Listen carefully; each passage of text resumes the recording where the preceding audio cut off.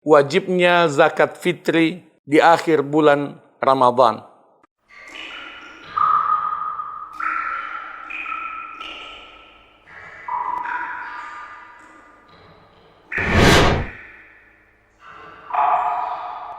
An Abdullah bin Umar radhiyallahu anhuma, dari Abdullah bin Umar, semoga Allah meridai kedua beliau.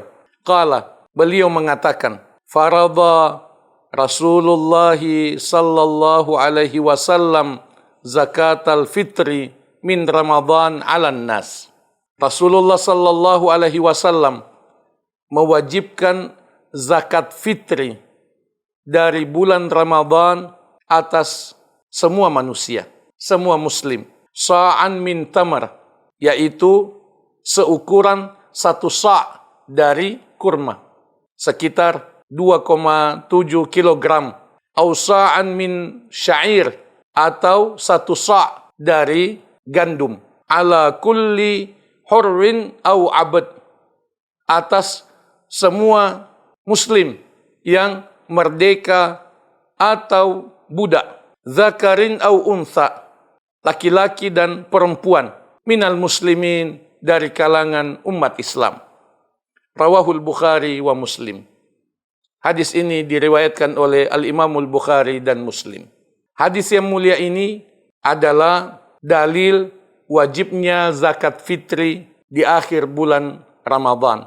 Disebut zakat fitri oleh karena berkaitan dengan Idul Fitri. Dikeluarkan sehari atau 2 hari sebelum Idul Fitri. Afdalnya sebelum ke lapangan untuk salat Idul Fitri. Itu mesti kita persiapkan. Mesti kita muliakan untuk diri kita dan semua orang yang berada di bawah tanggungan kita. Kewajiban zakat fitri itu termasuk pada bayi yang baru lahir.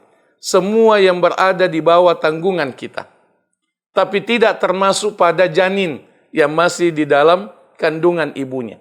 Kita persiapkan dan kita muliakan. Dibagikan secara langsung kepada orang tertentu, kerabat tertentu, atau diserahkan kepada lembaga yang kita percaya untuk membagikannya kepada fakir miskin. Yang menjadi objek zakat fitri adalah fakir miskin. Tidak ada bagian amil dari zakat fitri, kecuali kalau ia fakir atau miskin.